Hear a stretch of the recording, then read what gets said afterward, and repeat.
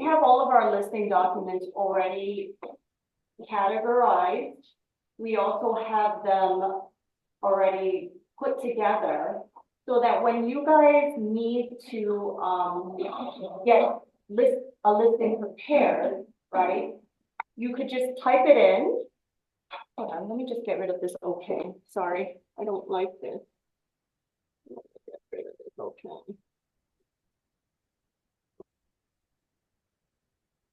Especially those that have like a VA or an assistant, and you need your admin to prepare listing documents for you for e-signature. You know, I just put in the basic informations that I need, and then my VA will prepare all the listing documents, all the required disclosures, and they'll send it out for DigiSign, right, for e-signature. So it does not make sense for you guys not to have this all already prepared and saved. The reason why this text over, because I still have agents asking me periodically, I need the buyer form, I need this form, I need that form. When you just download everything you need, categorize it in a folder so you have it available when you need it, okay? Stop calling me. All right, so I have it categorized. Let me do a list here. Okay, so I have it like co-op, condo, required field transaction. I'm going to go through the process as well. And then there's also disclosures, okay? Rental listing package, residential transaction process, residential property. This is like data section. I don't know if you guys noticed. So we use the data section for MLS, but they also have ones where you don't really need the owner's signature anymore. This one does. But there's so much information that I don't fill out completely everything when the owners are signing. I do go back and do like a final sweep before the listing goes on. Okay, so let me just first sort by residential. Sales agreement. For those of you who follow me, you know that we often put coming soon on first before it goes actually live. And I like doing that because it's kind of like a coming of attractions, right? So that buyers get excited about it. A lot of times buyers try to get in before it actually goes live. And it creates this sense of urgency. But in order to put it on the MLS as a coming soon, you actually need permission from the owner in order to do so, okay? So you have this coming soon authorization form. And how I would always explain it is to let the owners know that, you know, we spend a good amount of time preparing the property to make sure that once it goes live, it's good, right? But at the same time, we have a pool of buyers in our database that we want to get excited about the property before they go live. It's a coming of attraction. And that's how you guys could explain it to your owners. It's to create a sense of urgency. Okay. This one, right? Coming soon. I was trying to find last time. I didn't get it. I thought no. It's on documents on demand. Yeah. Okay. It's on. I'll show you guys. I'll show you guys some of where some of the documents are, and then the rest of the documents. I used before, but later I thought it was experience. It's weird, you lost it. This is why you guys have to save your documents. So if you go on to one key, right? And you guys go down to matrix. And you sign into over here. Where is it? Hold on. Oh, where did it go? It's on documents on demand. Where's it on the matrix? Listing form. You see it? Mm-hmm. Okay, got it? All of them are here. Right. Okay? Yeah. So Thanks, Lily. where to find them. Okay, let me go back to my documents. Where was it? Hey.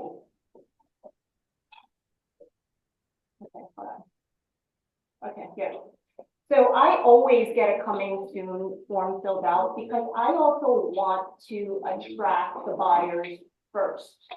And it also gives me an opportunity for more postings, right? Social media postings. I post on IG, Facebook, LinkedIn, my Google business page. So filling this out, obviously, it's pretty self-explanatory. Your office name, owner's name, address. The listing date is the date that you get the owner to sign the form, okay? And if you're using SkySlope or DigiSign, I don't know, my admin puts it in where the dates go in on their own when the signature is made, and if that doesn't happen, then make sure you put the date that you know the owner is gonna be signing, okay? And then there's an on-market date. Okay, the on-market date cannot exceed 14 days from the coming soon date. Okay, and if it does, then you gotta put it temporarily off market or and then put it live again. The reason why they do that is to prevent agents from, you know, being unethical and trying to pocket listings and not share with other MLS agents. Okay, so showings will begin, and that depends on when you think you can get the property live. For me, I know when I have my photographer set up and the property needs staging, she usually needs like a 4-day turnaround, right? So let's say I put the listing on, if she's doing photos today, I know that I could probably get it on Wednesday, Thursday, Friday, Saturday.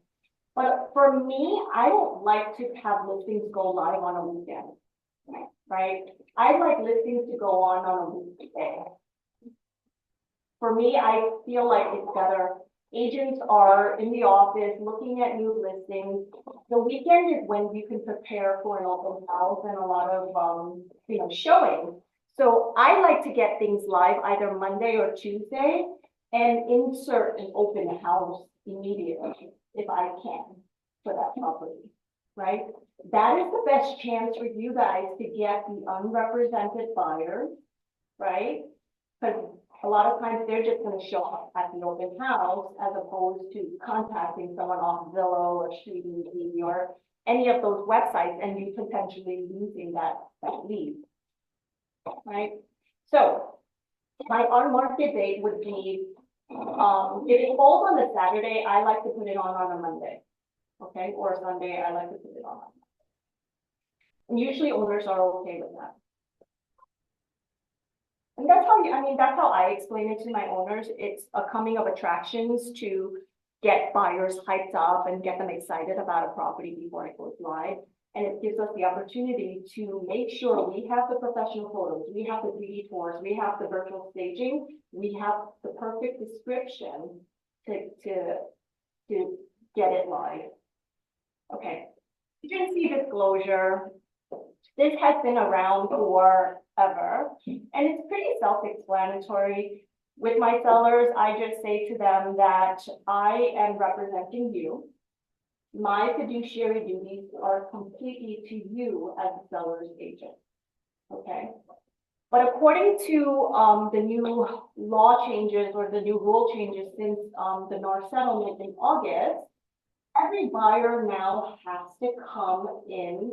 When they come in to look at properties outside of an open house, they have to have representation, right? With private tours. So they would be buyer agents. But in the event that I have a buyer client, right? A buyer client meaning someone who has hired me to represent them, and also my fiduciary duties are to the buyer, that would be considered a dual agency, okay? So I like to check off advanced informed consent dual agency and advanced informed consent dual agency with designated sales agent. The reason you absolutely should do designated sales agents is because It's a dual agency if anyone under EXP has a buyer client. You guys understand? Because we're under the EXP umbrella, right, the brokerage, we essentially work together, right? And it's a client-client relationship, so it's still considered a dual agency. So if Michelle has a buyer client that wants to see my listing, right? It's still considered a dual agency, but we designated sales agent. You guys understand this part? Yeah. Okay, it's a little confusing. But, oh, when you take a listing, I check off seller. I'll check off seller as a seller's agent. And then I'll also check off dual agent designated sales agent, and I would check this and this off. All of them? Yes, in the event that you have your own buyer client too, and you're not designating a sales agent. It's easier for someone on a team to designate, right? But when you're not on a team, if you have a buyer client and a seller client, it's a dual agency without designated sales agent. But this is like utilities and then the seller? No. If you have a buyer contract with a buyer, No, I mean, yes, the designation, but is the buyer just on the top? then it's not a dual agency. That's a customer. Or they're unrepresented. Okay, now you can do it. Okay. So in that case, right, let's say I'm holding open house, I'm listing agent, buyer just walks in, but they have no agent. Your first job is to say, hi, do you have an agent or are you coming in unrepresented? Buyers now know, they've heard this language, right? Even when buyers are calling me or texting me over the phone, they're like, I want to see this property. I said, okay, not a problem. Do you have an agent or are you coming in unrepresented? So right back unrepresented. Okay. In the event that they're unrepresented, they're your customer, not your client. It is not a dual agency, right? In the event the buyer says, I'm here to see this open house. I don't have an agent, but I don't want to be unrepresented. I want representation, right? Then you're going to need to explain to them that you represent the seller. You could also represent them, but it would be a dual agency. In the event that they say, no, I'm not comfortable with that, but they still want representation, and you still want a piece of that deal, right? Because they're interested. I say you find someone you're able to trade these referrals with and say, okay, I will designate an agent on my team to represent you, right? So let's say, Ram, you say, oh, I have a buyer that came to my open house, but he wants representation, but he doesn't want me to represent him. Okay? Then a dual agent was designated sales agent. Did I lose you guys? No. Okay. But so for a seller, when we're talking about listings, right? We'll say the same thing to the owner. In the event that I am listing your property and a buyer calls and they want to see the property, I'm going to ask them if they have an agent representing them or if they're coming in unrepresented. There are situations where a buyer may come in unrepresented and then want representation. Okay, so we're going to mark advanced informed consent for dual agency and advanced informed consent to dual agency with designated sales agent. Lily, question, if I may. I think I spoke to Vincent yesterday, but who pays the designated agent in that situation? The designated agent needs to sign a buyer agreement with the buyer, right? Right. You need a buyer contract. And then Ram and Olga could work out some type of referral percentage, whatever. Okay, yeah. Okay, and then Olga will determine what her buyer agent commission will be. Right? 3%, 2.5%, 2%. And then Ram, being the person that referred her, can ask for a certain percentage of that because he did attract the buyer from his listing through the open house, but that buyer wants representation. So would that be like a referral fee almost? Yeah, it will be a referral fee, Mm-hmm. okay? But since we're talking about the listing side, right, I know we went into the buyer side when you're at a, when they want representation. But when I'm taking a listing, all I'm doing is checking off seller, seller's agent, advanced, dual agent with designated sales agent. And then you could put TBD, to be determined, is appointed to represent the buyer. And Lily Tran is appointed to represent the seller in this transaction because I'm taking the listing, right? So you do TBD and then your name. And then you're going to print the owner's name and have them sign. Mm-hmm. Good with that? Agency, good? Simple. Good. Simple, yeah. Okay. The next form that I say to owners is there's a fair housing disclosure. Okay, we absolutely cannot discriminate based on any of the protected classes. Okay, and you're going to find that we are going to show the property to anyone and everyone who is financially qualified. And they usually don't have any problems with that. Okay, so your name, EXP, owner's name, and their signature. That's pretty straightforward, right? Mm-hmm. Lead paint disclosure. Prior to any property built prior to 1978 requires lead paint disclosures. We do it. The management company for condos and co-ops will do it. And lawyers will actually do it as well in their contract. Okay, but we are required to also do it. EXP does require that all parties have all the signatures on one page. Okay, there's a new local law that is going into effect when, Michelle, August? Well, it's already in effect It's in effect, but they're gonna start checking after August. after August The 15th, something like that, mid-August. of this year. All rental properties, guys, require a lead paint inspection now. From the coming August, Yeah. Yeah. Co-op, condos, single family, multi-family, nothing is exempt. When That you are includes common areas taking, as well. Yes, just Yeah. for range, to range. yes, just for rent. So for all rentals now, okay, and I have someone coming, April 22nd. April 22nd, his name is Jackson.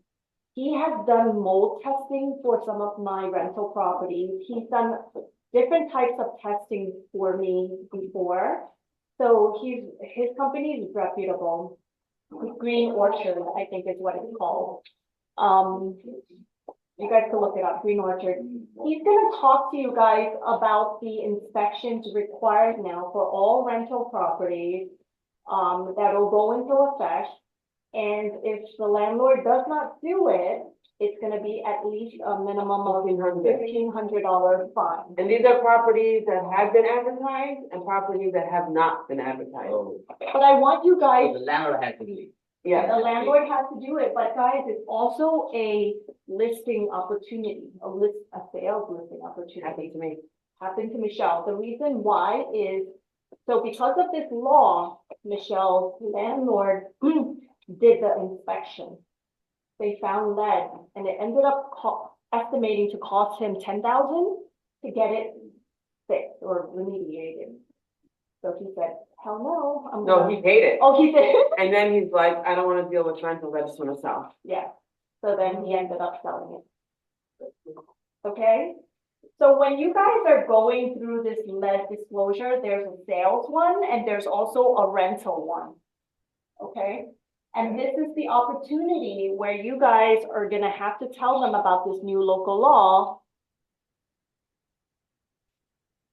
Sorry, I just saw somebody's question. The landlord has to, present the report and have. Yeah, the landlord has to show that they actually did the lead inspection and that it's clear. And if it comes in clear, you're good.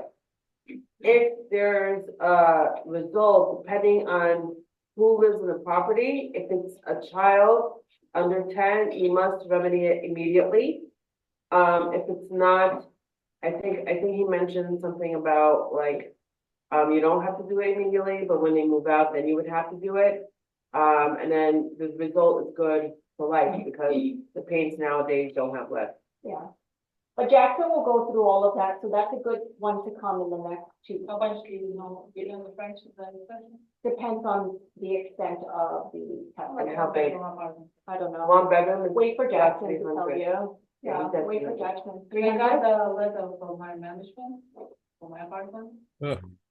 He sent So, letter. so that's, Lily, that's the landlord's responsibility now to do the lead paint? Correct, or they could get fined 1,500. And what type of form is he going to give us to prove he did it? Or what's the documentation on that? Company will provide a result, Written? Yeah. results of the. You have to have a. Oh, special- got you. Okay. To have a special lead, not a general inspector. Okay. Okay, so that's when I would bring up the new requirement that's gonna go into effect. Is the landlord, you need to do that inspection like every year? No, she just said that once you have the result, it's good for life, because all the paint now is not lead Lead paint paint. Yeah. Not based. on properties before 1978. Okay? Yeah. So to fill out this form, when I take a listing, I always mark my seller has no knowledge or no reports or records unless they absolutely do. I have not had an owner tell me they have had reports of lead paint before, okay? Then they initial A and B, and then, when you have a buyer, they should know, you give them the lead paint, brochure, and you tell them that they have 2 days, to conduct a risk analysis. Majority of them just waive the opportunity to conduct one. I think in the 25 years that I've been doing real estate, I've had maybe 3 buyers do an actual lead paint inspection on a co-op because it was a pre-war and because they had little kids. Your job is to initial F and to sign below.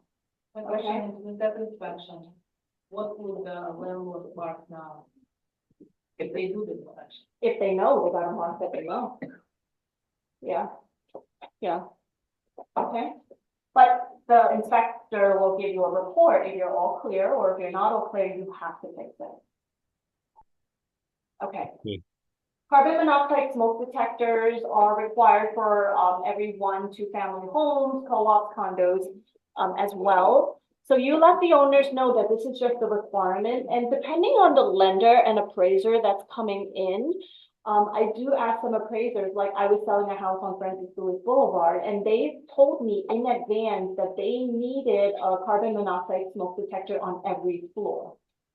So the owner had to go out and buy them and put them, one in the basement and one on the second floor. Okay, so a lot of times these houses just have one on the first floor. All right, you just have to tell them, like, they have to sign, this is a disclosure. Wire fraud. A lot of these owners really, if I just give them a brief summary of everything, they really don't read through it. I just tell them, this is a wire fraud disclosure. I have to let you know that, obviously there's a lot of scams out there. If you do see an email coming from me, your attorney, anyone, not all, asking you to wire funds, do not wire the funds. Pick up the phone, call the person that email is coming from to verify why they actually didn't do the wire funds. Okay, because majority of the time, you don't. It's usually the buyer, when they're signing a contract, sometimes they'll wire money. But there has been situations that I've seen, a local attorney was in fact hacked before, and the hackers had the address of the property, the buyer's name, the seller's name, and the email they sent out looked so legitimate, right? And luckily, my client asked me, like, what is this about? So immediately I called the lawyer's office and I'm like, you got hacked. You better tell all of your clients like immediately, not to wire funds. But that's my story, you guys can use it as yours, but this is a wire disclosure and they have to sign it, okay? Mhm. Offer negotiations, I don't know if One Key still enforces this, but I still get it signed, that the owner does not want to participate in in-person offer presentations or conference calls. I do ask the owner, right? But I phrase it in a way where I want them to say what I want them to say. Where I'll say, you know, agents that represent buyers have the ability, I want to present my offer to the seller in person or via conference call. Right?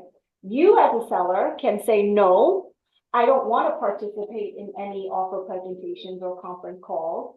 I want all offers directed through my listing agent with all supporting documents. And then you could take your time reviewing the offer and respond when you want to. Not at the pressure of a buyer agent trying to convince you why their buyer's offer is great. Right? And then most sellers like, yeah, everything through you. We're gonna make fun of it. Okay, and that's how I usually explain it. But it says that all offers are presented with full supporting documents through our listing broker, agent, tax returns, full credit report, proof of funds, and income.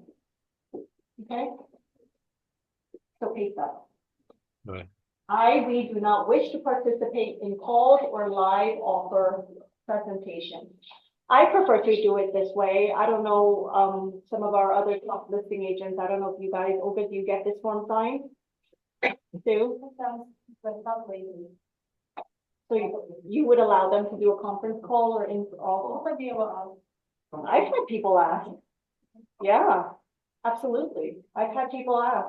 But they're like, they think in a multiple bid situation, they're like, is my offer getting presented? Or, you know, let me tell the seller how great my buyers are. And my buyers are like, no, I don't want to deal with this. I feel that if you do this, the listing agents get upset, they don't want to deal with you, they don't take you over. That's what I don't do.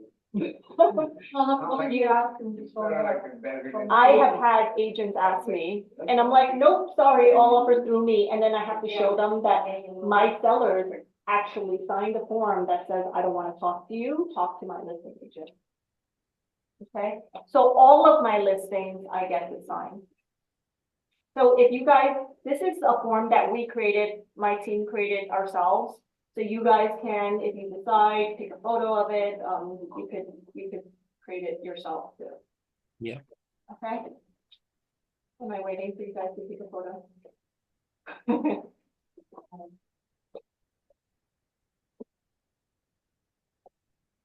We have the offer presentation. Do we? Where? That says all offers through listing agent or broker? Maybe I did too. Yeah, we created it ourselves. It's definitely not a One Key form or a ERP form. This was created by our office. Yeah, it's a great form. Yeah, I don't want to deal with, you know, agents trying to tell me that their buyers are amazing. Let me determine that myself. I had an agent submit an offer to me just yesterday, told me how great and qualified his buyer was. So he's sending me multiple emails, you know, with his documents. And then the first thing I pull up was the credit report, right? Credit report, 800 something score, the spouse's score was like 720 something, 730 something. But then I look at the summary and there's 7 derogatory marks. I'm like, you want to explain to me your 6 30-day lateness plus your 1 60-day lateness? So like that would have wasted my seller's time, right? They're like, we don't want risky buyers. Okay, but I presented it anyway, right? It's like, I don't want risky buyers. But in situations like that, I save them time from getting on a conference call with an agent trying to convince them why their buyer is great. Okay. Let me close this and we are going to go to, here's all my forms that are saved. Okay, Then you have this very lengthy data section. I'm gonna go over houses first, but it's pretty self-explanatory. Public or private? Is it gonna go on public MLS or are you gonna keep it private on, it just as an office exclusion? Okay. Majority of it is gonna be public, right? The only time I've seen private is if an owner just doesn't want people to know they're selling. Right, and they just wanna keep it in-house. But everything else is self-explanatory. I don't know what you guys might need to know here.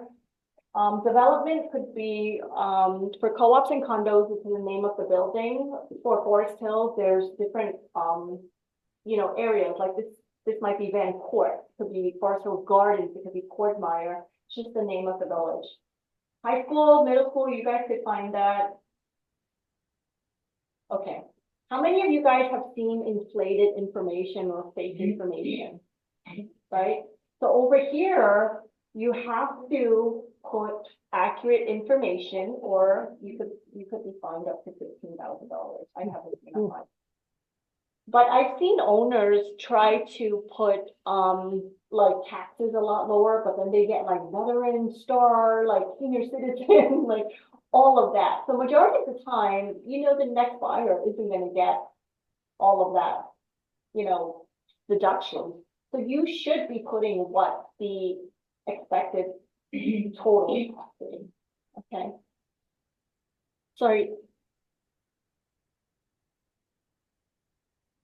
I don't know if the fines, somebody wrote, for the lead paint, if the fine will show up in the building department. No, I don't know if it would show up. Again, question for Jackson to answer. Okay, and then how should it be checked off if someone on your team is doing your open house? Same thing. If someone on my team is doing the open house, that team member should be asking everyone coming in, do you have an agent or are you coming in unrepresented? Okay, if they're coming in unrepresented, the one who's doing an open house for you on your team automatically represents the seller, right? For you, they are you doing that open house. Yeah. There's a registration sheet that we, if they don't have an agent, you can say checking the, have an agent. There you go. Yeah, and everyone has different sign-in sheets for their open house. We use agency and fair housing, right? It kind of takes care of everything. And then I remember I told you guys I use HelloWorks, which is like one link. And that one link, like just yesterday, the guy wanted to see one of my listings. He wants to come unrepresented. He doesn't want an agent. So I asked for his full name, his email, and sending it through through HelloWorks, it gets him to sign agency, fair housing, and the unrepresented buyer form at once. Okay, so look into HelloWorks if you guys want to set that up, or you could do it through SkySlope, but it's just easier for us, and we do that sometimes at the open houses. You don't want, so I've had agents make mistakes where they don't get it signed, right? And then the buyer says, oh, I have an agent. Right? Then unfortunately you lost out.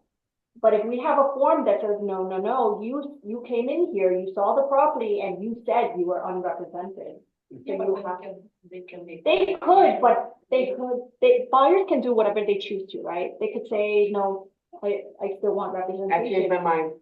Yeah, I changed my mind. So you could try to fight it, but obviously if they have this form already signed, you could try to fight it too. And say, no, sorry, you already signed this unrepresented form, so you have to proceed this way. Okay, let's go back. I was answering those chat questions. I have a question. Uh-huh. Really, so if we just helping, let's say my team on this office doing open house, but after that the client coming, but they have agent already, so that means we don't get anything? You don't get anything. Oh. Yeah. When you're doing open houses, guys, don't think of it as like a fast deal, okay? Your job, you could have used that open house to prospect, right? Cold calling, open houses. you also have the ability to meet buyers that are unrepresented and get them to be your client, right? And then that open house also gives you opportunities to meet other sellers in the neighborhood, right? It's just a networking event and you should work it as so for you to build your clients. Okay, it might not necessarily mean like a sale from that open house. Okay, listing date, expiration date. I usually take a 6-month agreement, but you should check the average days on the market when you're doing a CMA, right? If your CMA is showing you that for this type of property, it's taking 270 days to get a project, a property under contract, then you should try to get a 9-month listing, right? I've seen people do 9-month listings, 1-year listings. How I would explain that to the owner is say, what the stats are showing us is the average days in the market is taking about 270 days. So that's about 9 months.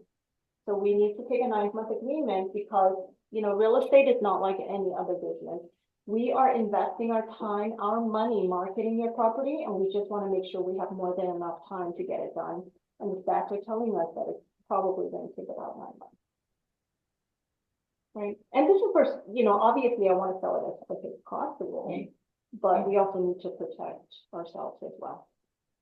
Okay, so list date, expiration date. All this other stuff over here, you guys really need to learn the difference between the type of houses, right? There's colonials, there's split ranch, there's Tudors, everything, right? So if you guys have time, figure it out. Look at photos, because it would be embarrassing if you put something that's inaccurate and the owner corrects you. Okay. Number of families, number of kitchens. In the event that a property is a 1-family, but there's 2 kitchens, you really should advise your clients that it will become an issue if financing is an issue and you have an extra stove or an extra kitchen where it shouldn't be. So I would have my clients move it out. Cap the gas line. Unit appliances, I mean, this is all pretty straightforward stuff. You guys have any The questions on data this? sheet for single and multifamily is the same, it's just those Same. 2 sections. Yes, same. Then I would leave this whole thing blank. If it's a 1-family. Okay? You guys should know the difference between oil heat, gas heat. Approximate interior square footage. I go by public record, or I go by whatever's recorded on a condo offering plan, because the condo offering plans will have square footage.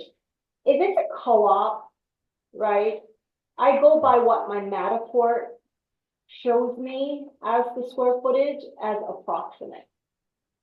Okay, but you have to tell them what your source is. You can't just make it up. And I know a lot of agents that do just make it up. Okay. All right, all this other stuff is pretty straightforward. Interior features. When I am taking the listing, I'll say to the owners, you know, typically all appliances, light fixtures, blinds, curtains, like rods, they'll stay unless we specify otherwise. So is there anything at all that you are sentimentally attached to? We have to disclose that we're gonna take it, right? So if you're taking the dining room chandelier, obviously you can't leave wires hanging, but you could put in a commercial grade fixture after removing yours, okay? I also asked them at the listing appointment, are all appliances working that you're aware of? The reason I like to ask them that at the listing appointment is because you know, once you get to the contract part, the lawyers are gonna throw in riders, right? And the lawyers will have in their riders, you know, $250 to $500 for every appliance that's not working. But if your job is to protect your client, you disclose it ahead of time, And the buyer has to accept it as is, so that they're not going through a final walkthrough and then saying the stove doesn't work, your client now has to give me $500. Right. Okay? So that's a good time to ask about all of that. It also shows at a listing appointment that you're very thorough and you're gonna protect them, even like for the smallest things, okay? Your client wants you to protect them, so by you mentioning all of this stuff, they'll see you as like their advocate, their protector, like she's gonna take care of me. That's why they're hiring. you, Yeah. Essentially. Yeah, so you have to make sure you're bringing all of this up and say, you know, I got you, I'll take care of it. Make sure that you're not losing, 200 here, 400 here, 500 there. Okay. I hate how they do this now. I don't know if you guys agree with me. This whole room thing. Yeah. So I hate stupid. I hate it. It's like back then, you used to just, write, basement, fully finished, half bath, laundry room. I don't know. Now it's like the drop down is like bedroom, bedroom, bedroom. I don't know. But anyway, you'll see what the description is and what the drop down options are. Okay, exterior. I think these things are really important to note. Like I took a listing where they obviously had solar panels, and your first question would be, is it leased or is it purchased? Right? So you have to, as an agent, be aware of like all these things and make sure you question whatever you see. So I took a listing where obviously there were solar panels, and I don't just believe what they tell me. They're like, yeah, it's leased, I paid this much, monthly expense is this much, and yes, it's transferable. Like, okay, great, can I see your contract? Okay, you need to ask for like these contracts whenever it's in fact transferable. I had an owner tell me that they just got a roof done and that the warranty is transferable. I said, okay, can you show me the receipt? They didn't show me the receipt, and they're like, trust me, it's transferable. It wasn't transferable. The only thing the warranty covered was, I think, the material on it, not everything else, like additional labor, all of that other stuff. So it's very important, like when they're telling you of something, you have to actually get proof of it. Well, hopefully I didn't have to- There's a lot of boxes there, Lily, to be ticked Yeah. off. Yeah, I mean, you guys have to know the difference, right? Yeah. Obviously, if you see like central, or if I see if I see cast iron radiators on the second floor, but then I see water base on the basement, right? I'm gonna ask, how is it heated? Is it still one zone, or do you have it split now? And, you guys should be able to ask these owners, how many heating zones do you have? There's not a box to check for radiator. But also, this is just informational purposes, like their agent must verify that all information is accurate. Yeah. It should be in the notes because then they can hold you liable that you're not representing the property properly. Mhm. So, Yeah. just an FYI. Oh. I check hot water and other. I know there's no steam option. There's electric. The hot water should not be steamed. It is Because there's hot radiators. water and it's other. It would be hot water and, not that, but other. For DC radiator, this is. Yeah, for steam. That's what we usually put. Cool. Okay. Septic above ground, all of that. That's usually in Long Island. I don't really see that here as much. How come my disclosures didn't have the property condition disclosure done? I know we get it done too. All right. Energy storage stuff, I mean, we don't go too much in detail unless the owner specifically points out all the benefits of all that stuff. Okay, negotiate direct is always no. Offer presentation, that's no, right? Because I have that form signed that says all offers through me, not no conference calls or in person with the owner. That's what this means over here. Okay, concession amount considered. I usually don't put that in, right, until we get to an offer and it's negotiated. There's a difference between buyer agent commission and concession value, two different things, okay? Mhm. Agreement type, exclusive right to sell and exclusive agency. You guys know the difference? Come on. Yes. Yes. The right to sell and exclusive agency. Hi, Leila. Agency is when the seller has the opportunity to sell it on their own. Yes, correct, And gives no commission. correct. So we also put, right, exclusive right to sell, okay? Lily, quick question. I wasn't listening. Owner broker. It says owner. Is that the owner of the listing or the property owner? That's the property owner. That's the property owner. Okay, thanks. So you could put their last name, Yeah. okay? Access to showings, obviously, if we do lockbox, call listing agent, all of mine is through showing time. That's how I like to do it. You guys decide, okay?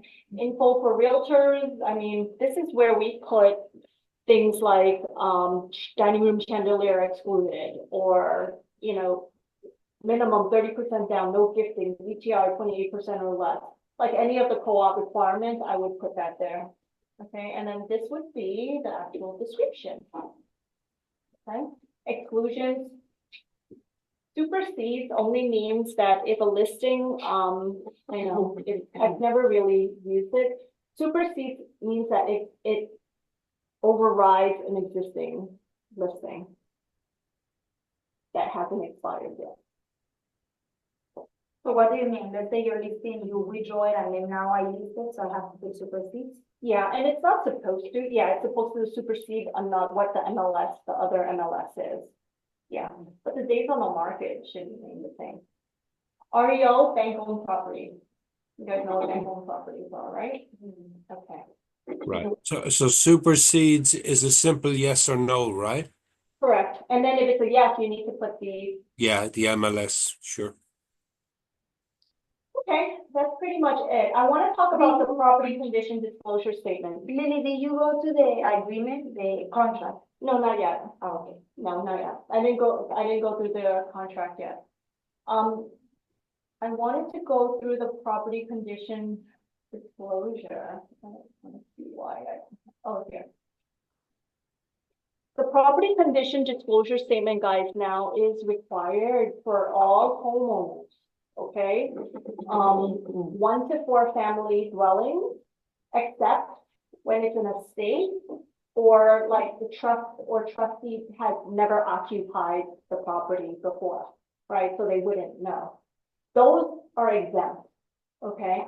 However, prior to the changes that recently happened, a lot of homeowners used to just pay $500 to bypass answering all these questions. Okay, that is no longer allowed.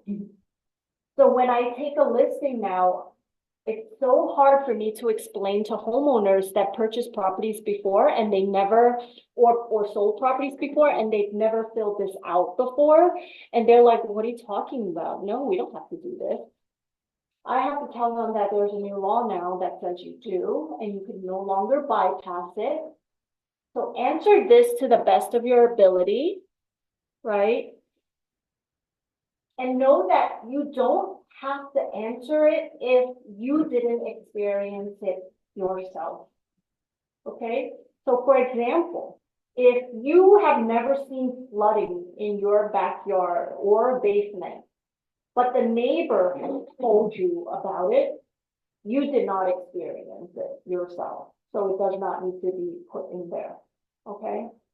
But this form has caused me so much headaches because you guys know during like Ida, like a lot of homes flooded, right? So Yeah. I was selling a house in Flushing on Booth Memorial where Every time we found a buyer, prior to contract signing, we would give them a property condition disclosure and they would see that they filed for FEMA, they filed for insurance, there was water that was 6 feet high in the basement. And all the buyers ended up backing out after reviewing the property condition disclosure statement. Okay, but unfortunately, this is now required.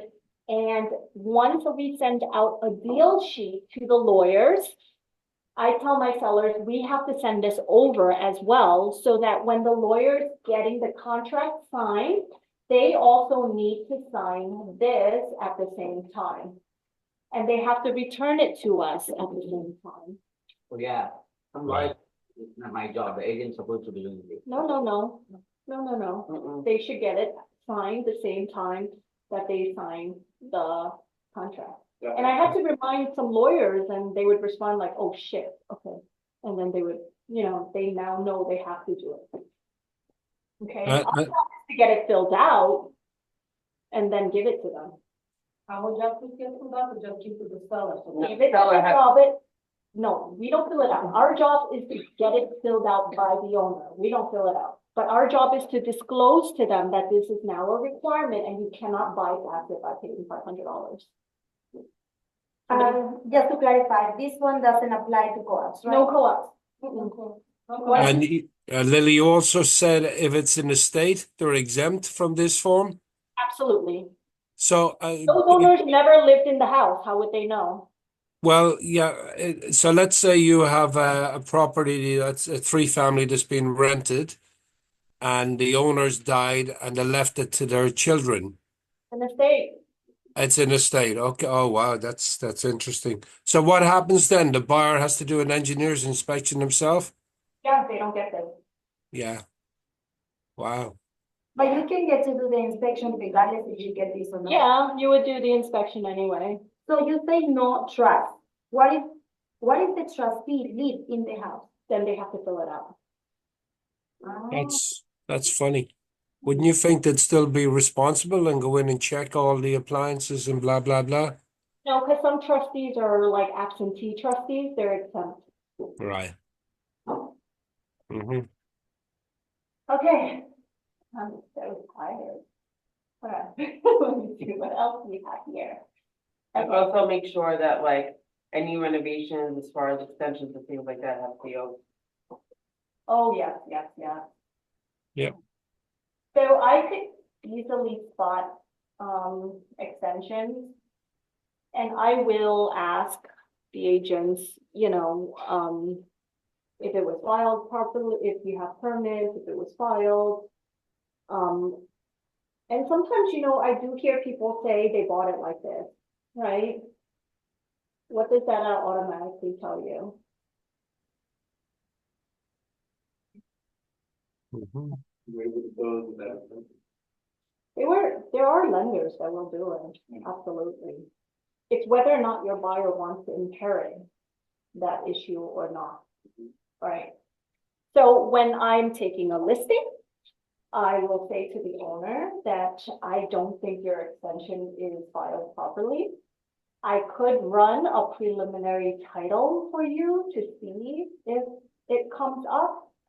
If it doesn't come up, we have to let your lawyers know that if the buyer's attorney puts any language at all about permits and COs for anything, that the only thing we can guarantee is that this is a one family with garage. That's the only CO we're gonna give. Right? Again, by you saying this, you're protecting your clients and you're preventing any future issues when it goes under contract. Okay? And you also need to find lenders that are willing to do it. Okay? That are not gonna question it. So I've had houses that are under contract where garages are converted, right? Garage conversions are very common. So I would call a bunch of lenders up and I would say, I have a house, the garage is converted to a room, right? But there's still a garage door. Can you do it? Yeah, no problem. Right? So some of them are willing to do it, some are not. Okay. All right. I'm not gonna go through the rental ones. I mean, these are all pretty much the same, right? You guys know you can't collect more than 1 month security anymore, right? Really? Right. It changed? For a while now, Maria. Only 1 month? Only Yeah. 1 month. You can't pay up front. Let me ask you about these programs. The government's paying 15% of the annual, are they gonna, is that, The that commission applies to those programs? in June, No, no, no. all the owners and landlords are gonna be required to pay the broker's commission, okay? Yeah. I don't know what they're gonna do with all those vouchers. I'm sure there's a workaround. I don't know. Yeah, Well, that's the only type. There's a new program coming up that I heard it's called Full Start, yeah, it's Full Start.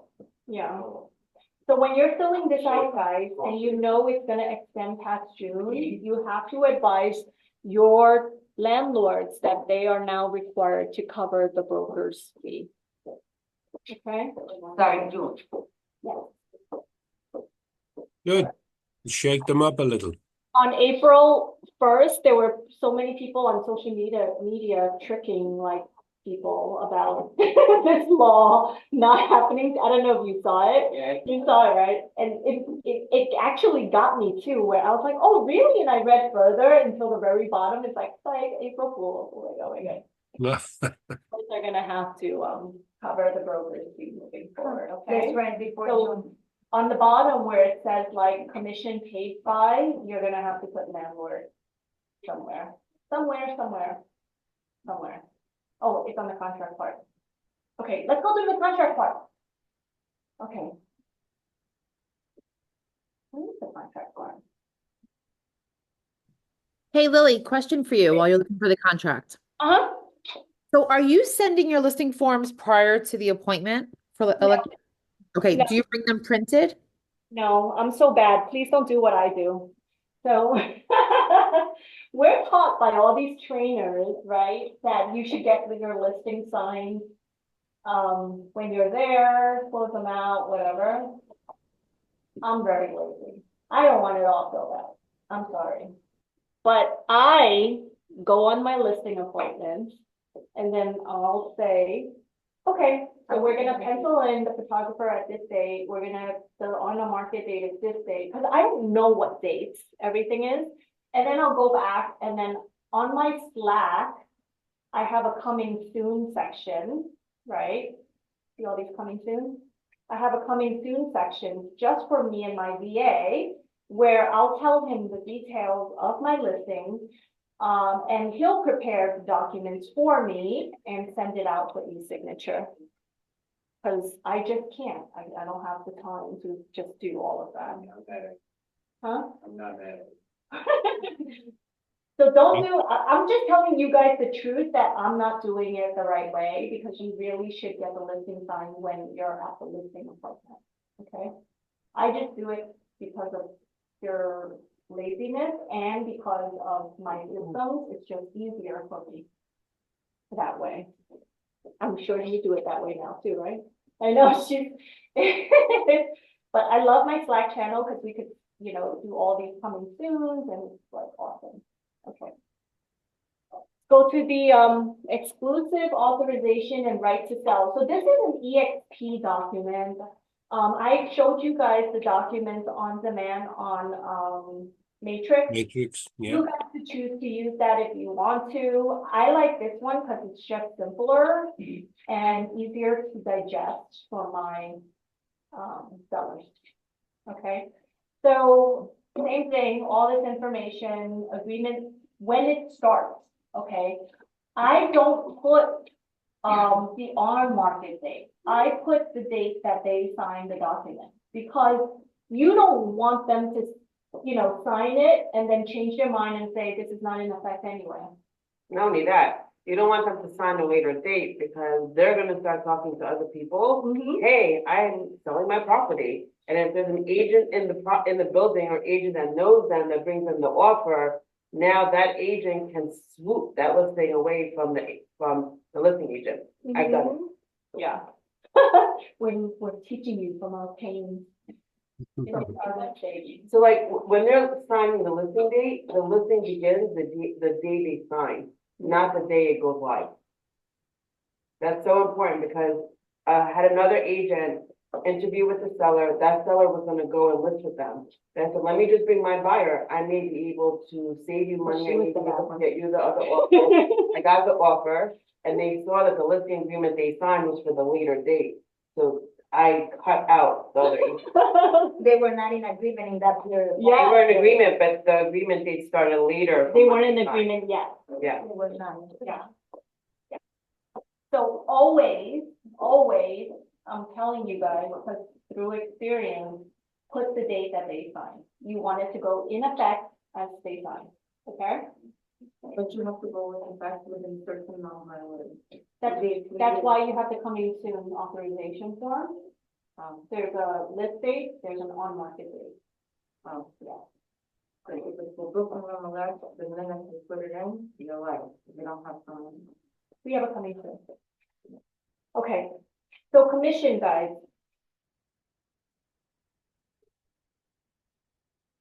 You're still in co-op, Huh? you're still in co-op. This is for everything. I just did general residential data, rental data. I went through all the disclosures and now this is an Okay, agreement. I'm not gonna agree. This agreement is used for all residential co-ops, whatever. This is an exclusive authorization right to sell. This is on the Google link that I sent you guys over here.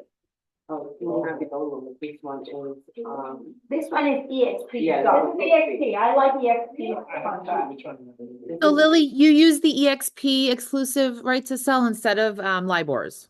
Yes. Okay, yeah, it's simpler. Same thing, but it's LIBOR's, guys, LIBOR's, contract, the last time I saw it, has a lot of spots where you have to get the seller to initial. I hate that. Yes. Yeah, it's 6 pages and there's a lot of initialing by the owner. Yeah, you have to reconvince them of every single term. Hey, initial here to say that all commissions are negotiable. So this one's acceptable. Yes, it's EXP. Okay. I thought EXP is the one that says that it's negotiable. It is, but it's. All last- of them say it's negotiable. I don't need them to initial next. Initial. Okay, got it. My quick question, I just wanna make sure that this one, even though it's not the one that EXP has, is the one that I have to use if I decide to use MLS. This is the EXP one. No, this one that I have, What is this? Confirm your speaking language. Hold on. English. I know. Why would you have to do that? That's the MLS one. And this is an old one. That's an old one. Don't Like that. use this anymore. You can't split commissions. Got it. What about why would you have to do that then? You The what? addendum? You don't have to do addendum. When you. And then for what? There you go. The only time we had to use the addendum was in the window Yeah, not right now. up to the seller. EXP is not accepting, remember I texted you? Because I told them the same thing, and she said, if you're using the EXP, listing agreement, you have to do that. We've been watching a million files to get money without an addendum. She got the question in the file, and that was before, and now she said, it is must do it. Don't bring up my name. I don't want them. So many, nobody was asking before. She said no, and then I reached out to Kim, and Kim said yes. Send me the addendum again. I'll read it after this training. Okay. List price, agency. Okay, let's go to the good part that everyone's afraid to talk to the owner about. So, Really? That's, yeah. yeah, people get scared and they hope like the owner doesn't bring it up, right? So when you are at a listing appointment and the owner says, what's your commission, right? You guys have 2 ways to do it. It depends on how you want to do it, right? I'll say to them, and this is even before this listing agreement comes up, right? And I'll say to them, you know, after the NAR settlement, what our board has done is that they have separated or decoupled commissions. But to be very honest with you, because we're in the market and we have our pulse on the market, nothing has really changed, right? And it's still going to be anywhere from 5 to 6% from what I'm seeing. So you could explain it whichever way you want. You could say, my commission is 3%. We do not know what a buyer agent is gonna ask for. Right? Right now, buyers must sign a buyer contract with their agent, and they determine what their compensation is. And we determine what our compensation is. So when they submit an offer, they might say, my offer is 500,000, but it includes a commission, a buyer agent commission of 3%. You, the seller, have the ability to negotiate everything, right? So if we're not happy with the offer, we could counter the offer. We could counter the commission. We could counter the offer and the commission. It's up to us based on what you're gonna net. So I wouldn't worry about what a buyer agent is gonna request. We're gonna just look at your net, right? And I've had sellers before tell me, like, I don't wanna pay more than 2%. But what if the buyer agent brings you an offer that's 10,000, 20,000 more? Would you care if he's asking or requesting another percentage? Because essentially, if you think about it, it's the client paying for it. They're just including it into the price. That's happening a lot. Yeah.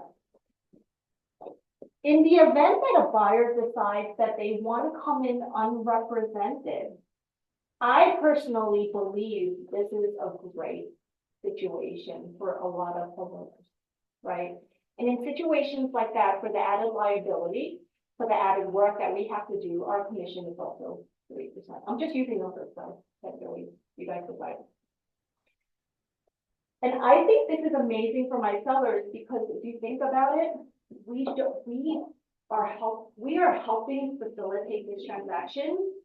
But everything the buyer says, my fiduciary duty is to you, and I will disclose everything to you. So if the buyer decides that to tell me they love the property, let's start at 500, but I'm willing to go to 520, my job is to tell you, don't take the 500, they're going to 520. Okay? And you could do that because they came in unrepresented. Correct. Your fiduciary duties are to the seller. So you spin it to a positive, right? We want unrepresented buyers. Spin it to the positive. And say in situations like that, we have better control of the transaction. And whatever they disclose, I tell you, and I negotiate in your favor. My fiduciary duties are completely to you. Okay? So let's just say hypothetically, and Lisa, you wanted to know how to fill this out, it would be 3% here, and then over here would be 6%. Okay, you don't write 3, 3. Can you do 4 and 2? You could. No. I mean, so 4 and 6. Yeah. Yeah, so it would be 4 here and then 6 here. You add the extra, to it. Got it? Okay. One more time. I'm not sure. If my listing commission is 3%, I'm gonna put 3% here. And then if a buyer comes in unrepresented, that's another 3%. So I'm gonna put 6% here. Okay, so you put the total there. Okay. Total, the total. Okay. It's not, and you just explained to the owner, it's not like 3 plus 6 and 9. It's 3 or 6 if they're coming in unrepresented. Okay. If upon expiration or early cancellation of this agreement, broker gives seller a written list of prospective buyers who view the property during the term, and prospective buyers on that written list purchase the property within, try to get as many days as you can, a lot of times they try to talk it down to like 30, try to do 90. But it basically says that in the event that a buyer that I shown the property to during the term of our agreement decides to come back 90 days after, right? Because sometimes they see a property and they're not ready to go yet, but then they come back 90 days after and purchase the property, I would still be entitled to commission. Only if they didn't relist with another agent. In the event that, then that becomes sticky. But Lily, it's very hard to track that, right? Yeah, but we still track it. we could go on public records, we could see when it closes and then go on like Adam and see who the buyers are. But are you gonna really sue? You Right, I know? was not gonna do that. Really, how about the sellers negotiate our commission? So what you gonna say? I actually had a seller, try to negotiate. So there was one over here where I already gave them 0.5 off for unrepresented buyer, right? And because I sold it so quickly, right? They still try to negotiate another 0.5% off. And I just stuck with the no. And I kept emphasizing why. But you gotta. I do emphasize why. I don't remember, let me see.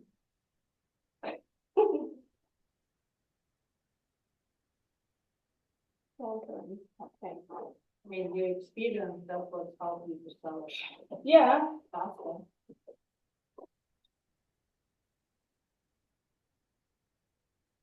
I'm not sure if you recall, we already made an adjustment for unrepresented, right? Because we usually charge 3% when handling this buyer side of the co-op transaction and their application.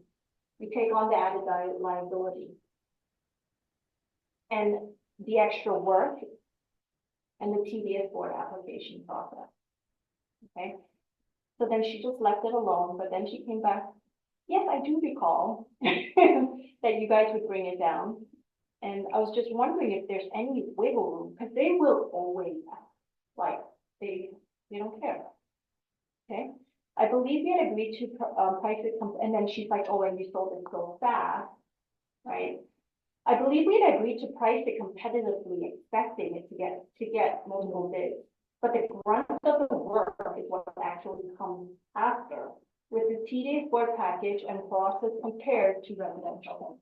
And then they bring it up again. Okay, so as long as you try to handle it and don't cave, I already gave them a 0.5% adjustment. And I got them. Let's see.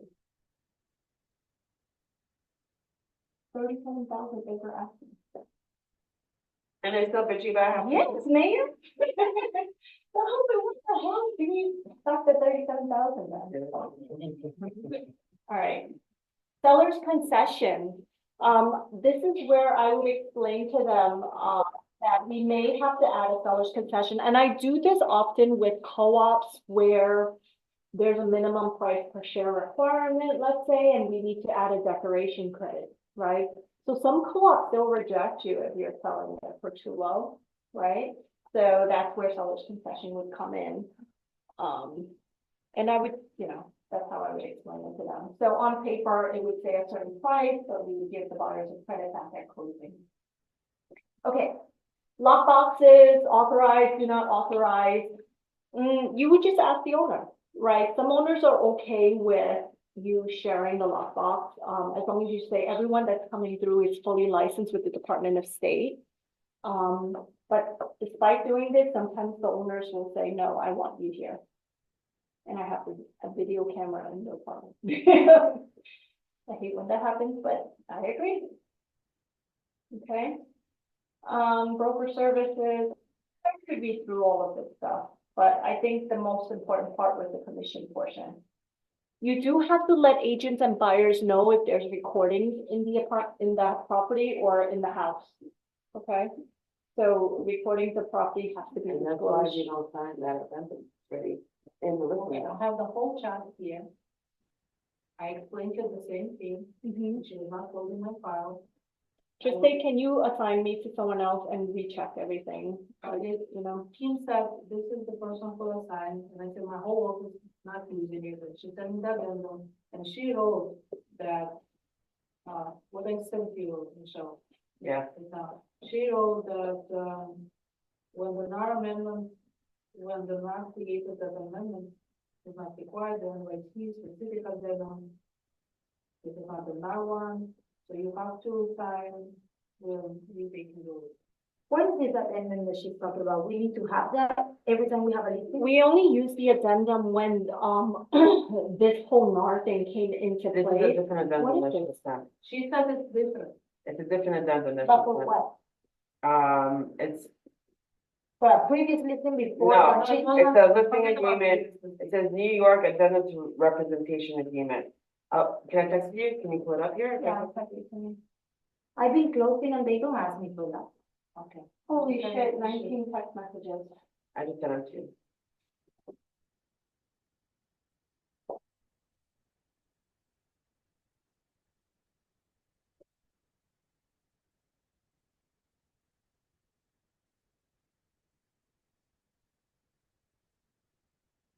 What is this thing? This shall be deemed to amend and constitute a part of the buyer representation And then on the bottom, it says, or listing agreement to which it is intended. If there is any conflict between the terms in this one and terms agreement, then the terms in this one shall govern and control. Applicable to only buyer clients of EXP, so this is if it's a dual agency. Did you represent the buyer? Was it unrepresented buyer? I want just to get. So it's a boy, the one.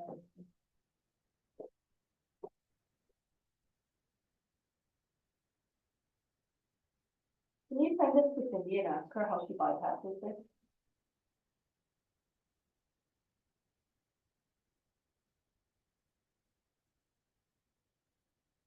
I've never seen this one before. You too? No. I've never seen it. Neither have I. It doesn't make sense to me.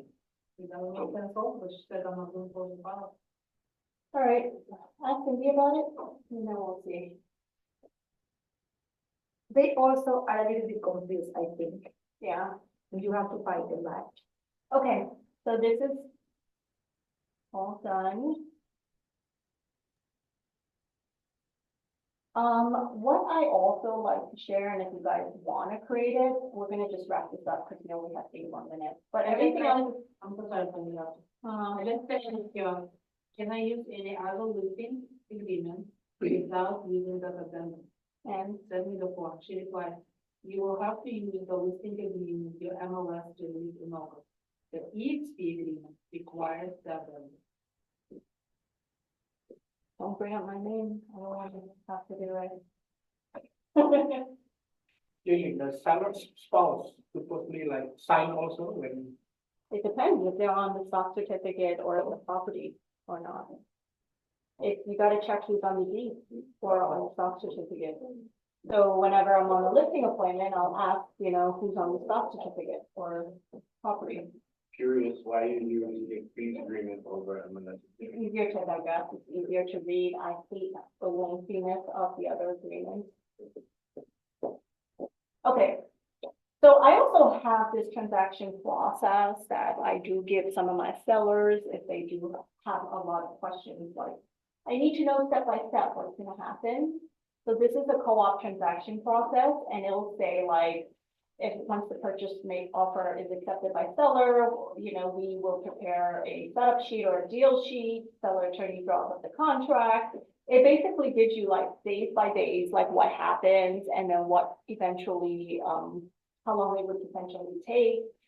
I have an accepted offer, what are next steps? As a buyer, do I need to have the apartment inspected by an expert? How do I arrange for a mortgage? If someone wants to see a lender's pre-approval letter, how do I take, all of this stuff is just step by step, right?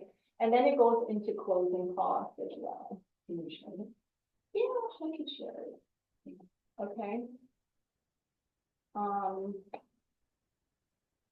So yeah, I'll share this with you guys. I just made adjustments. You guys could adjust it, write a title on it, whatever. Where are you? Where are you guys? Here.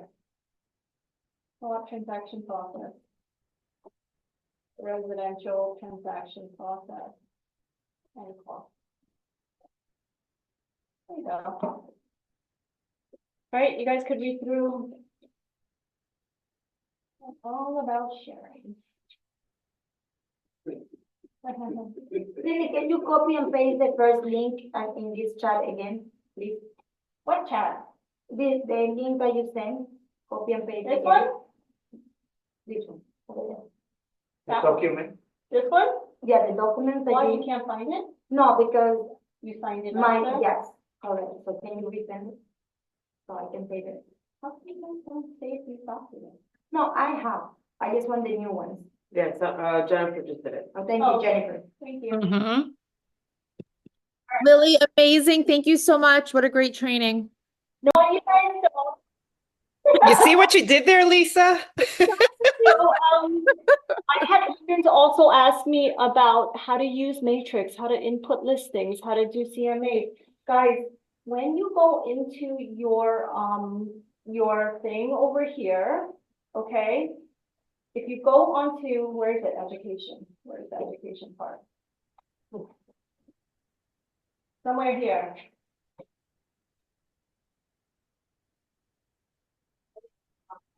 Where is it? Education services, guys, okay? Go down to all these amazing matrix, Jade. huh? All these amazing, matrix microbytes, okay?